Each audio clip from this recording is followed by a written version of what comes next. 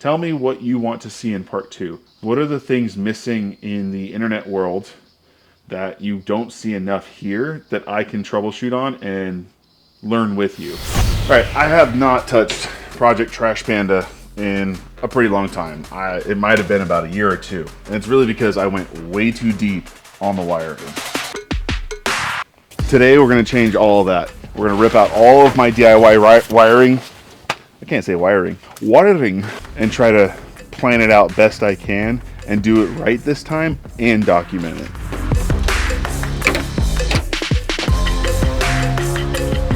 Oh, it's been a while. You see, the first time I did this, those are some cheap gloves. First time I did this, I just went way too fast.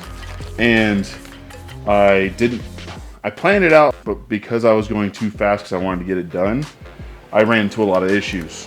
Plus, I've learned a little bit since then to try to do it right this time. So in this first episode, what we're gonna do is take everything out that is electrical for the engine harness and the chassis harness. And I'll point some things out here and there as we go. And then in the next episode, sometime in the future, we're gonna start diagramming and putting things together, because we might be using that space for a different project, foreshadowing, and I want to be able to move the car without having to push it. So let's take out the new wiring, old, and get ready for the new stuff. What's up, crew? Welcome to Project Garage. Third time's a charm.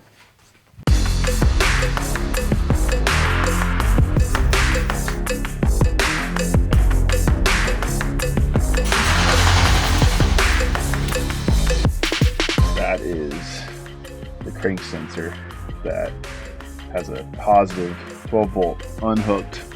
Might have been the last time we tried to fire this up, that might have been the problem, is that red wire was not connected correctly. So rather than go in and just fix this one wire, I'm gonna relume, because if you can see this, the looming is not anything to write home to, and I want it to be. I want it to be almost race spec. Okay. As far as the process is concerned, we take off this manifold.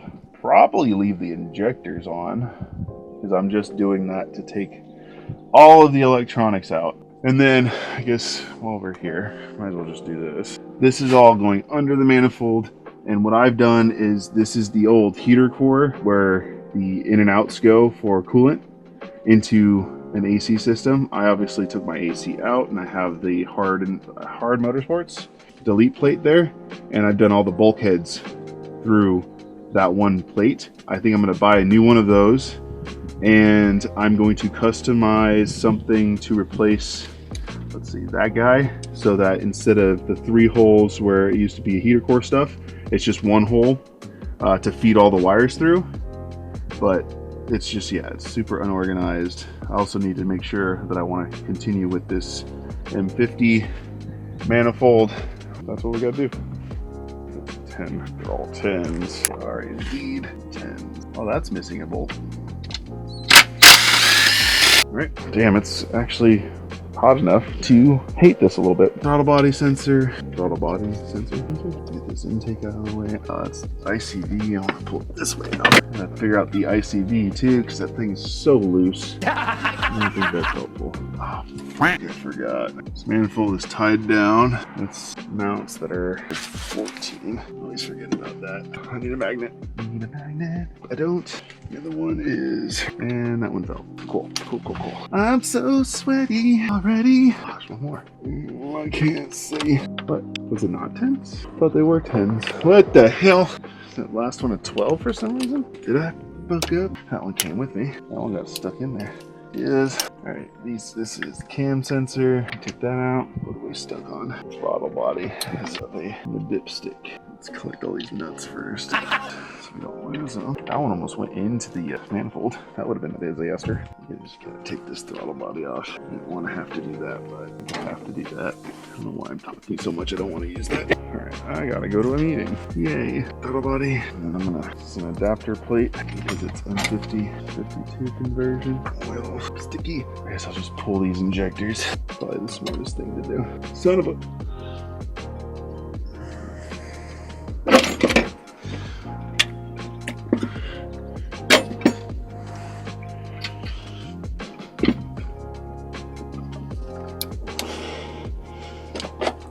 injectors just come out.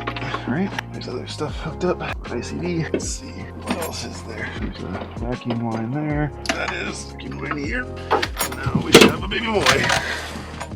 Well, I'm the type that likes to put bolts back in their threads while things are uninstalled as much as possible, because then I reduce the amount of things I might lose. Before we turn the camera off, jump into this meeting I don't want to be in, I'm going to plug those holes. Fill these holes. I didn't get enough. I should just do one paper towel per. I'm going to split them, but then they wouldn't be very covered. Maybe I should do tape instead. Just get 3 more. All right, take a break.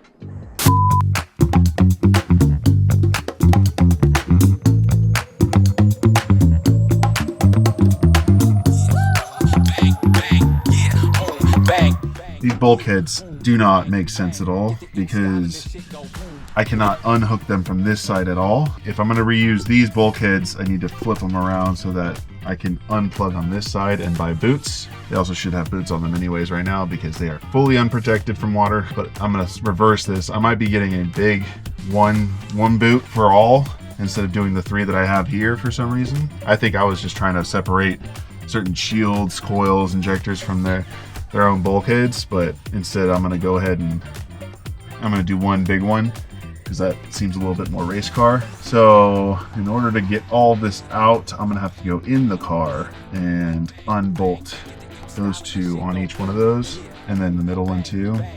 Take all that out and all this power too. What am I doing? This is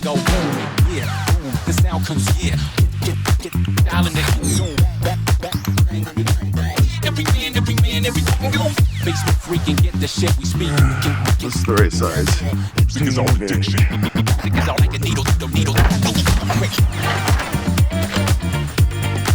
If you want an episode of me clearing out this E36, let me know in the comments, or would that be too ridiculous? I once had a tool, it was a screwdriver where you put the bits in, and the size of that was perfect. I don't know where that is, so that's a problem.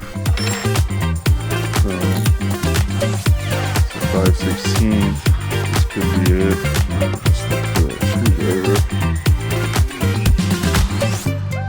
Bang, bang. Not here. Bang, bang. Get the ill style and this shit go boom. Bang, bang. Bang, bang. Bang, bang. Get the ill style and this shit go boom. Get away with it. No. Screwdriver?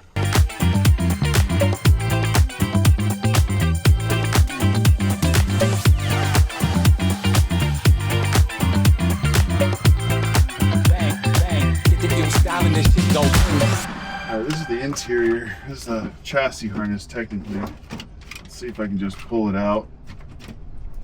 In one piece. Vacuum line. Look at that. Look at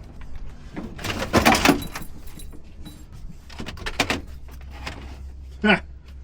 My laptop's hooked up to that shit still. That's funny. Boom. Interior harness removed. I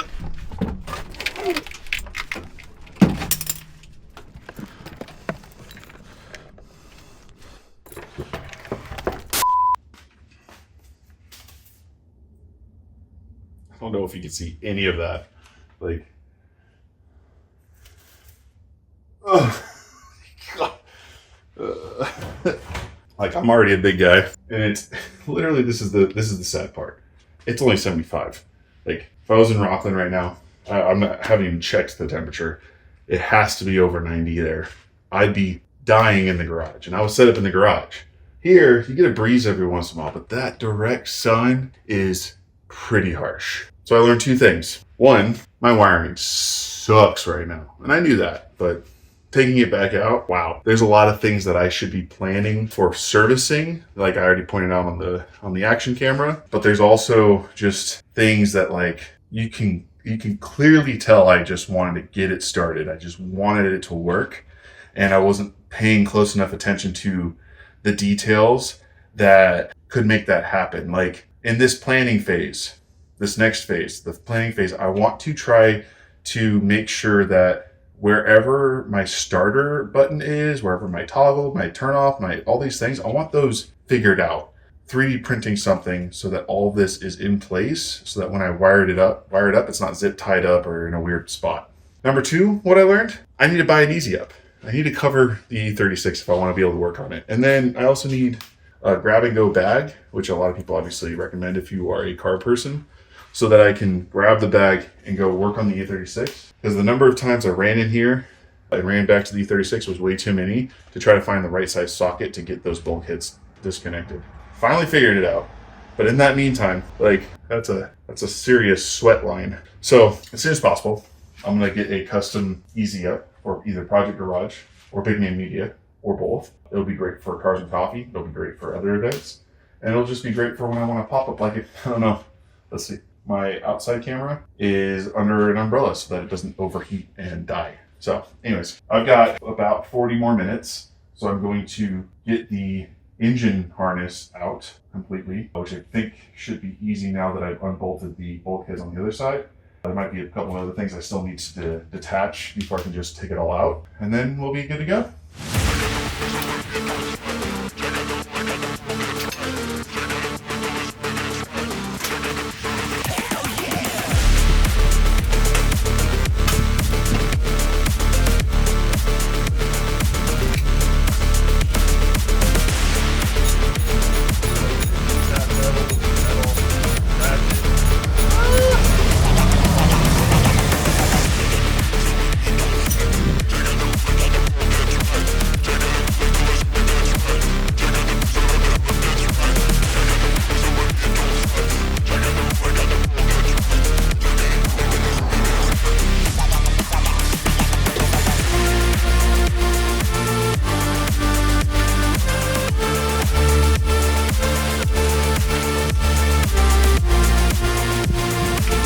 Somebody touch my spaghetti!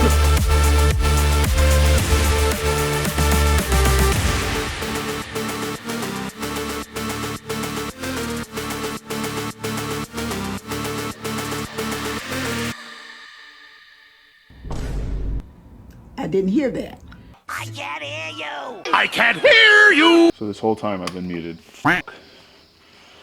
Let's go over some of the quick things. If anything, it's good. This is take 2. Maybe I'll do it better. Part 2 of this is going to be designing my new wiring harness. And I'm going to start on the engine side because I believe that is really, really important to get that dialed in. Might have the HPA, Horsepower Academy, classes for doing race spec wiring harnesses. It might be just the club level or even the one lower than that. I don't think it's like the full, like, what is it called? Concentric wiring or helix or something where you spin the wires a certain way. Like, I'd love to do that. I don't know that I have the capacity to do that, but we'll see. So step 2 will be kind of following what Jimmy O just did recently, where they wired the VW swapped E36 and really sit down and say, what sensors do I have? What do those sensors wires have? Like, I have a diagram like that, but I want to do it in a way that makes more sense because I think I rushed it last time. And then maybe even look into things like doing something different for the injectors, because this rail is just kind of annoying, but then again, it serves its purpose, right? It does what it's supposed to. So why change something that's not broken, other than the fact that it's hard to like set up new wiring for this. Figure out what all sensors I need, because I don't know that I've ever wired everything that was supposed to be in there. Also, like, my O2 sensor was hooked up weird, never had the dash set up. And then you have, you know, the chassis harness, which is right here, which that's its own issue. Like, I melted plastic trying to test the triggers. So I got to figure that one out, because the triggers are the biggest hurdle I had to jump myself. So figuring that out will be super important. But trying to decide what the best way is for me to document this for the channel. And that's when I'll for sure start diving into it, because the last thing I want to do is just time-lapse everything. I'd like to go over the things that I got stuck on. And then maybe what I'll do too is I'll look at what Jimmy O just released on that video and see if there's any gaps that I can fill as far as content he missed out on. Hopefully there's enough people watching this specific video to hit the comments. Tell me what you want to see in part 2. What are the things missing in the internet world that you don't see enough here that I can troubleshoot on and learn with you? Because This is version maybe 4 or 5, and I definitely learned a lot in those different, you know, versions. Like the first one was just literal spaghetti, wires everywhere, biggest fire hazard ever. Version 2 was a little bit more consolidated, some bulkheads here and there. And then version 3, so this I think is actually version 3, is where I started to terminate the shields appropriately on the bulkhead and finally figured out how to do the transistors for the spark triggers. I want to do all that cleaner this next time and figure out the most appropriate way to do this and buy solutions instead of DIY all of it. Like the triggers, maybe I'll just finally buy the quad spark and call it a day. But anyways, let me know down in the comments what you want to see.